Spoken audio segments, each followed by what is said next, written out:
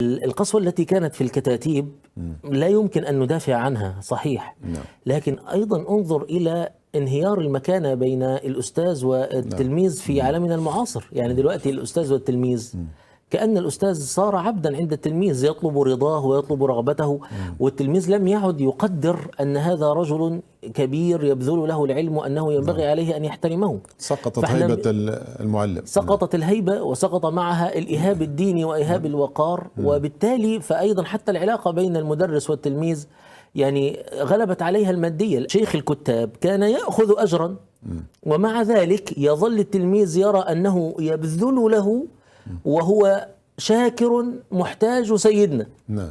بينما الطالب الآن يرى أنه يعطي المدرس أمواله وهو سيد عليه ويده هي اليد العليا. نعم. فنحن حقيقة يعني حتى وإن كان فيها مساوئ لا ننكرها، وفرطهم في القسوة عند بعضهم تسبب في بعض المشكلات، لكن انظر كيف هو النموذج البديل الذي وصلنا إليه، وهو أيضا نموذج فاسد وأخرج لنا من ليست لديه حظ يعني حظوظ ولا نصيب في لا العلم ولا اللغة ولا الدين.